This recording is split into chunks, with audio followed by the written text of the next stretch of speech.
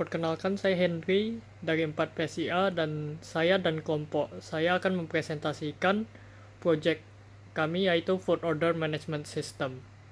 Anggotanya ada saya, yaitu Henry, Wiki Wijaya, dan Kevin Charles. Dan tentang aplikasi kami adalah website Food Management System yang menggunakan bahasa pemrograman PHP dengan framework Laravel.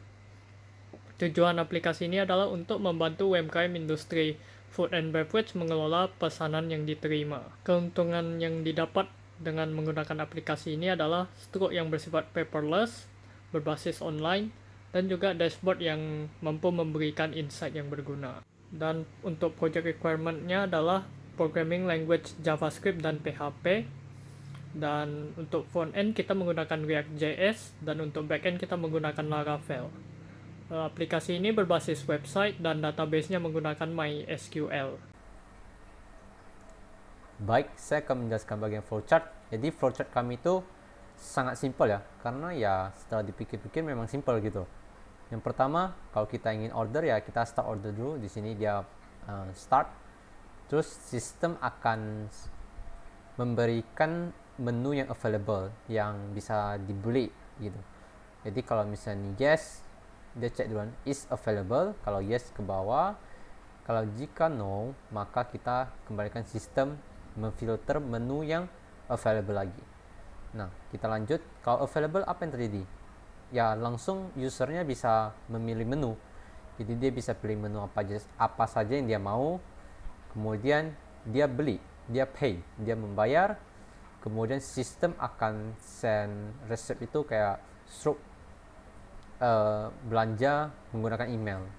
Habis dia send stroke, ya order selesai gitu. Jadi itu bentuk sederhana flowchart aplikasi kami.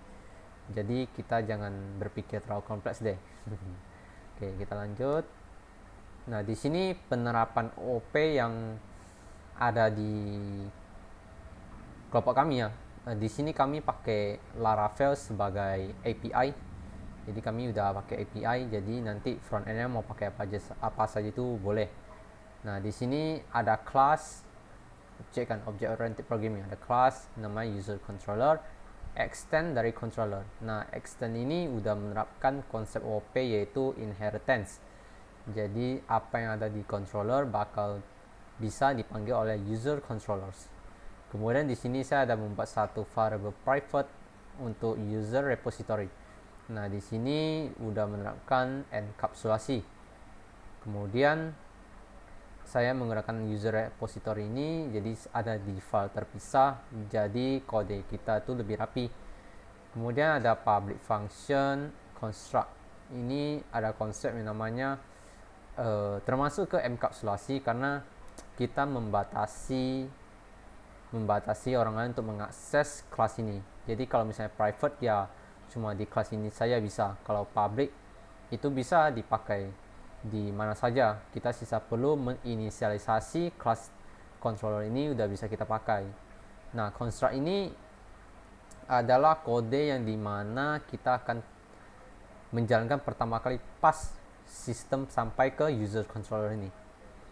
Jadi di sini saya mengambil this, jadi saya mengakses property dari user repository ini.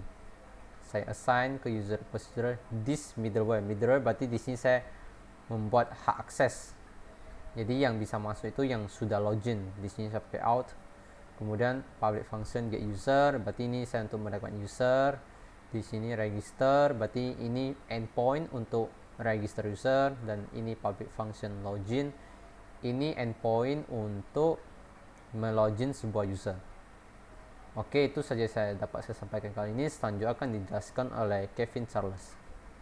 Saya Kevin Charles dengan NPM 2031161 akan mempresentasikan ERD dari kelompok kami. Di sini kita ada memiliki tabel kategoris dengan kolom ID, name, image. Selanjutnya ada tabel menus dengan kolom ID, name, description, price, image, dan is available. Selanjutnya ada tabel users dengan kolom ID, name, email, password, is admin, dan remember token. Selanjutnya ada tabel kategori menus dengan kolom ID, menu ID, kategori ID. Selanjutnya ada table orders dengan kolom ID, status, user ID, menus ID, dan total price, serta notes. Selanjutnya table migration, dan ada table failed jobs, table personal access token, dan password reset. Di sini saya akan menjelaskan bahwa table kategoris memiliki relasi dengan table kategoris menu. Di sini bisa kita lihat kategori ID berrelasi dengan ID di table kategoris. Dan menu ID dari table kategoris menus berrelasi dengan ID pada menus. Selanjutnya di orders juga memiliki sebuah menus ID yang berrelasi dengan table menus.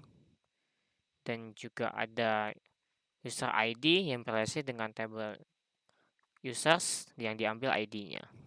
Aplikasi dari kelompok kami. Di sini kami membuat sebuah sistem food order taker. Berikut ada halaman login. Pertama, saya akan login sebagai admin.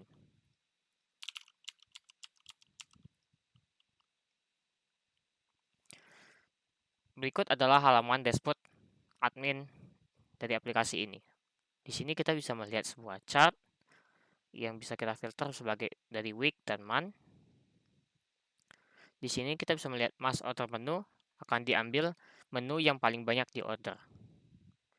Di sini kita juga bisa melihat order-order yang telah terjadi sebelumnya. Selain itu kita juga bisa mengprint chart ini dengan mengklik tombol print.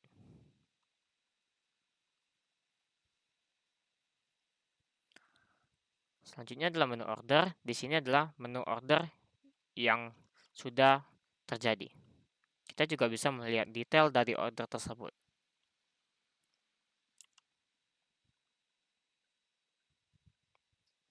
Di sini kita bisa melihat note dari akun mana yang membuat dan statusnya sudah dibayar atau belum. Di sini kita juga bisa melihat ID dan list dari order dari order tersebut.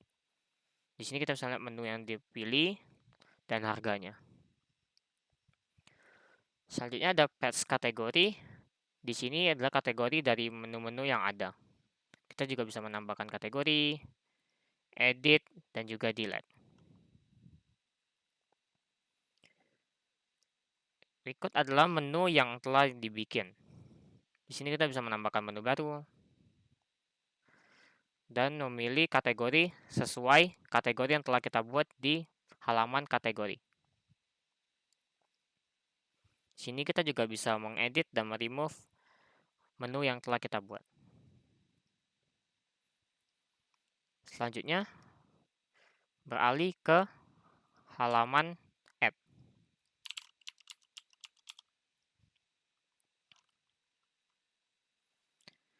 Berikut adalah halaman aplikasi kami. Di sini kita bisa memfilter berdasarkan kategori yang ada. Jika kita menekan preference, akan berubah seperti ini. Site.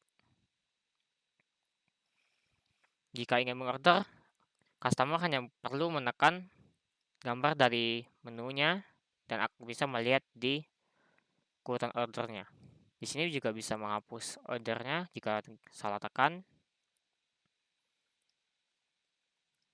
Bisa menambahkan kuantitinya dan total harganya akan juga berubah.